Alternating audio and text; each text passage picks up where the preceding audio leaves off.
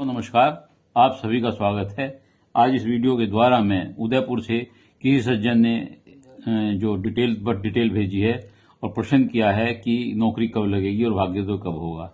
तो उनके बताए समय के अनुसार मैंने उनका बर्थ चार्ट बनाया है जो धनु लगन का है। मेरा आपसे बार बार ये निवेदन रहता है कि आप अपना नाम अवश्य भेजें, जिसकी कुंडली भेज रहे हैं उसके बिना उसे फलित करने में, बताने में, संबोधन करने में बहुत दिक्कत होती है और आपको भी नहीं पता चलेगा किसकी कुंडली को फलित किया जा रहा है। इसलिए अपनी डिटेल भेजते हुए अपना नाम और बर्थ प्लेस और सुबह शाम का टाइम डिटेल से भेजें।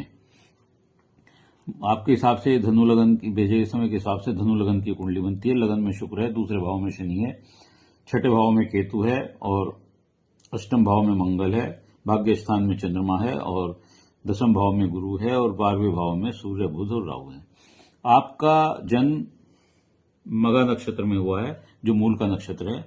यदि आपने बचपन में बर्थ के समय आपकी मूल शांति नहीं हुई हो तो उसे करा लीजिएगा, क्योंकि अगर मूल शांति नहीं हुई होगी तो जो मूल लो में बच्चे पैदा होते हैं उनके कार्य विघ्न से या देर से होते हैं। हालांकि बच्चे भाग्यशाली होते हैं, सब चीज अच्छी होती है, लेकिन उनके कामों को स्मूथली पूरा नहीं होता, दिक्कत से होते हैं, देर से होते हैं। तो इसलिए आप पता करके मूल शांति अवश्य करा लें। दूसरा, इस कुंडली में पितृदोष है।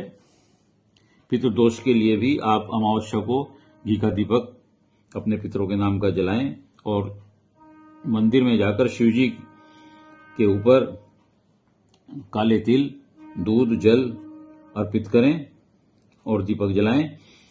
तो ऐसा करने से आपके पितृदोष की शांति होगी, क्योंकि इसमें ग्रहण दोष भी बना हुआ है और ये 12वें भाव में होने से अच्छा योग नहीं कहलाता है। जब तक आप ये मूल शांति और ये पितृ शांति नहीं कराएंगे तो आपको उतनी सफलता जो आप चाहते हैं वो नहीं मिलेगी, उसमें व्यवधान बना रहेगा। अब धनु लगन की कुंडली है और इसमें विशेष बात यह है कि धनु लगन के स्वामी बृहस्पति होते हैं, वो सुखेश होकर और लग्नेश होकर जो केंद्र के भाव हैं और केंद्र में ही कर्म स्थान में बैठे हुए हैं। ये अपने आप में बड़ा अच्छा योग है। और जो हम रोजगार या जॉब देखते हैं वो सप्तम भाव से और दसम भाव से देखते हैं। इन दोनों के, ये भी केंद्र के भाव हैं, इन दोनों के स्वामी बुध हैं जो कि विदेश भाव में 12वें भाव में बैठे हुए हैं। 12वें भाव से हम अस्पताल, जेल, विदेश, हॉस्पिटल, इन चीजों को देखते हैं, मोक्ष को देखते हैं। तो हमारा जो कार्य होगा, इस तरह का अध्यात्म को देखते हैं या शिक्षा को देखते हैं, तो हमारा जो कार्य हो सकता है बुध और गुरु की युक्ति से, वह प्रोफेशन में, हम लोग प्रोफेशन में भी उतने ही आप कामयाब हो सकते हैं जितना जॉब में हो सकते हैं। तो अगर इस तरह का आप कोई काम करेंगे तो वो बुध से और गुरु से रिलेटेड प्रवक्ता है, टीचिंग है, पब्लिकेशंस हैं, वाणिज्य से संबंधित काम है, वकालत है और बैंकिंग की सेवाएं हैं, बैंक की नौकरियां हैं। इस तरह की जो नौकरियां हैं, फॉरेस्ट डिपार्टमेंट की नौकरी हो सकती है, फॉरेन डिपार्टमेंट्स की, विदेश मंत्रालय संबंधित कोई काम हो सकता है, पासपोर्ट ऑफिस में आपकी कोई नौकरी हो सकती है। इस तरह का काम आप कर सकते हैं जिसमें आप सफल होंगे। और क्योंकि कई है, मंगल भी यहां बैठकर इसका स्वामी होकर, मूल त्रिकोण का स्वामी होकर के और विदेश भाव का स्वामी होकर के मंगल यहां बैठे हुए हैं। हालांकि नीच के हैं, लेकिन अगर इनका घरों का संबंध मंगल से हो, गुरु से हो और बुध से हो तो ऐसी स्थिति में विदेश योग बनता है। केतु भी यहां बैठकर विदेश योग बनाते हैं।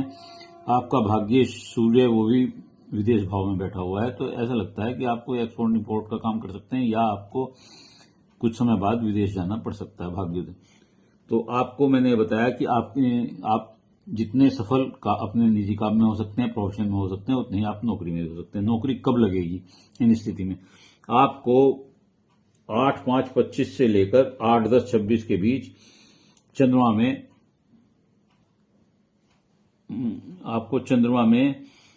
बुध का अंतर रहेगा और चंद्रमा में बुध का अंतर जो होता है, मुहूर्त रहेगा, उससे ऐसा लगता है कि इसमें आपकी नौकरी का योग है। नौकरी का योग आपका 32 से लेकर 34 तक बैठता है।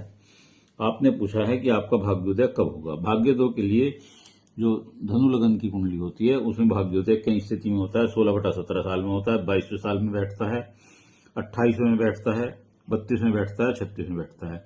तो नौकरी आपकी 32 से 34 के बीच लगेगी। ऐसी संभावना है, या आप जो कार्य करेंगे वो इसी के भी एस्टेब्लिश होगा और आपका भाग्योदय 36वें साल में निश्चित तौर से होगा और आप सफल व्यक्ति होंगे, इसमें कोई दो राय नहीं है। मंगल के लिए, क्योंकि मंगल यहाँ बैठकर दुर्घटनाएं भी देता है, गुप्त बीमारियां जैसे बवासीर है या फोड़े फुंसी की हैं, इस तरह की गुदा रोग है वो देता है, और कोलेस्ट्रॉल की बीमारी देता है, संग्रहणी की देता है। तो इनके आप जैसे ही आपको कभी महसूस हो तुरंत आप उसका मेडिकल ट्रीटमेंट लें, इससे नियंत्रित किया जा सके। वैसे कुंडली बहुत अच्छी है, धनु लगन होने की वजह से और लग्नेश का दशम भाव में होने से अपने आप में बड़ा अच्छा है, सुकेश भी है। जो ये गुरु यहाँ बैठकर आपके सुख स्थान को देख रहा है, महान वकान सब चीजें आपको होंगी निश्चित तौर से। तो मैं समझता हूं कि आपकी कुंडली अच्छी कुंडली है, चिंता की कोई बात नहीं है। आप उपाय जो मैंने बताए हैं वो करिएगा, निश्चित तौर से सफलता मिलेगी। यदि किसी और, उम्मीद है आपको अपने प्रश्नों का उत्तर मिल गया होगा। यदि आपको ये मेरा विश्लेषण ठीक लगा हो तो कुंडली को लाइक करिएगा, शेयर करिएगा और कमेंट्स बॉक्स में जाकर अपने विचार लिखिएगा। इसके अलावा यदि किसी और का कोई प्रश्न हो तो अपनी डिटेल भेजते हुए अपना एक क्वेश्चन मुझे पूछ सकता है, लेकिन उससे पहले आपको मेरे चैनल को सब्सक्राइब करना होगा। उत्तर अवश्य दूंगा। धन्यवाद।